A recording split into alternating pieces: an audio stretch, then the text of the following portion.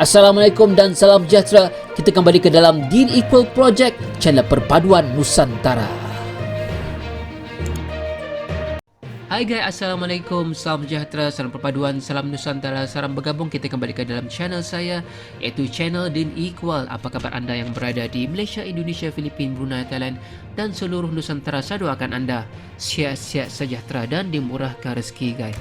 Hari ini guys, kita akan react satu video ini daripada ML Studio, iaitu satu tajuk yang sungguh menarik perhatian saya, iaitu salah faham orang Malaysia terhadap Indonesia guys.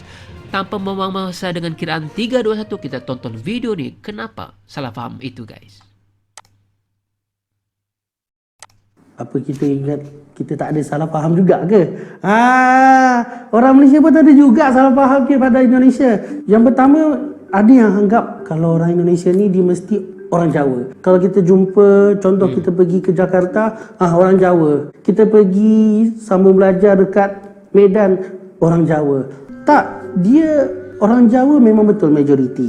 Tapi ada ramai etnik atau suku dekat Indonesia tu, dia bukan Jawa sahaja. Etnik terbesar adalah Jawa. Dia hampir ada di semua pulau-pulau di Indonesia. Tapi yang kedua, ketiga, keempat, kelima yang termasuk top 5, ada etnik Sunda yang berada di Bandung, ada etnik Tetapi orang Jawa juga ya, bukan saja ada di Semenanjung Malaysia. Di Sarawak juga ada orang Jawa kok. Ada orang Jawa. Ada satu penempatan perkampungan di Kuching, Sarawak. Ada perkampungan orang Jawa guys, dan waris-waris mereka ini masih lagi boleh berbahasa Jawa guys. Nah, begitu besarnya etnik orang Jawa ini hingga menyasar ke Semenanjung dan juga ke Borneo guys.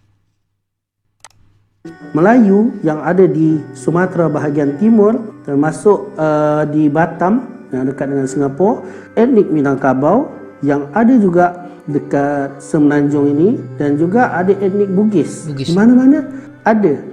Cuma sebab majoriti orang Jawa, jadi ramai suku-suku atau etnik-etnik ini dia faham sedikit mengenai Jawa tu macam mana. Dan juga kalau macam contoh kan, kalau kita ke sana, ke Indonesia, kita nampak je orang tu pakai songkok, mesti dia Islam. Dia bukan semua yang pakai songkok kat sana tu, dia bukan Islam. Di sana songkok adalah pakaian orang Indonesia. So kalau kita nampak orang tu pakai songkok, orang tu nama dia ada Islam-Islam seperti Salam, dia mungkin bukan Islam. Ayah saya, dia ada satu conference dekat Bali. Dia pergi, dia tengok orang-orang sana, dia kan macam pakai songkok, dia warna putih. Ayah saya kata, cuba tengok betul-betul apa yang dia jual. Dia jual babi guling. Tapi saya faham sebab lain tempat, lain adat resam, lain budaya dia. So saya tak nak persalahkan. Sebab mungkin mereka orang di Semenanjung itu, saudara-saudara saya yang berada di Semenanjung mungkin kurang terdedah dengan etnik-etnik di Borneo ya. Etnik-etnik kami di Borneo, di Sabah dan Sarawak. Sebab di Sabah, Sarawak guys, orang dusun, orang Kedayan, orang Bisaya juga mempunyai tanjak.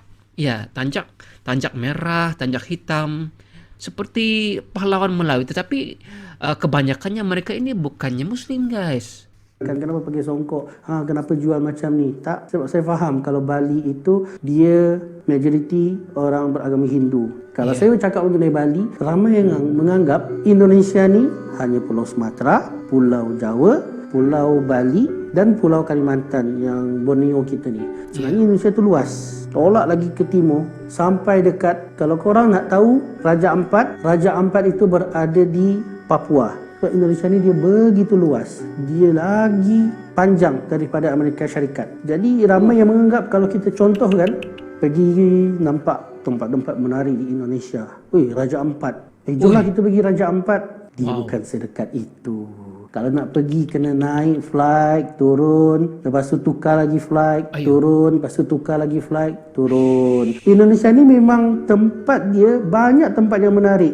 Lebih banyak daripada Malaysia, saya cakap jujur. Sebab Indonesia luas. Sebab dia begitu luas, satu tempat itu nak pergi ke sana, dia yang kita anggap sekejap sahaja, dia sebenarnya mengambil masa yang lama. Pernah masa saya belajar di UI, Universiti Indonesia, saya nak pergi jalan-jalan ke Taman Mini yang dia dekat je, macam contoh dari PJ kita nak pergi ke Gombak. Tapi Masya Allah, tahan lama juga nak naik public transport lagi. Tapi waktu itu saya pergi itu tahun 2012, MRT tak ada lagi. Sekarang ni dah ada MRT, saya tak tahu macam mana nanti selesanya kalau saya pergi sana jalan-jalan, backpacking lagi. Oh, dia ini pernah belajar di Indonesia guys. Patut juga dia tahu akan sedikit-sedikit budaya yang ada di Indonesia itu guys.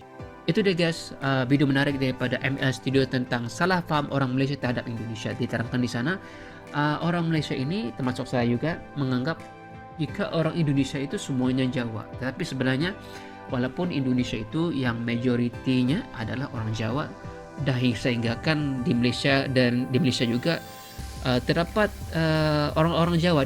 Begitu juga di Borneo guys. Dan terdapat suku-suku yang lainnya guys di Indonesia ini pelbagai, dan mereka menggunakan satu bahasa, yaitu bahasa Indonesia. Dan jangan rasa kaget kalau ada orang yang Tionghoa-nya itu fasih berbahasa Indonesia dan dikit saja boleh berbahasa Tionghoa, yaitu bahasa asal mereka guys.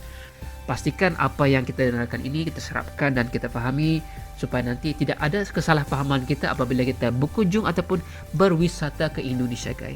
Oke guys, pastikan Anda pergi ke ML Studio untuk kita sama-sama menimba ilmu yang ada di dalamnya guys. Jangan lupa tekan like, komen, dan subscribe jika Anda suka dengan reaction saya guys. Assalamualaikum, bye bye.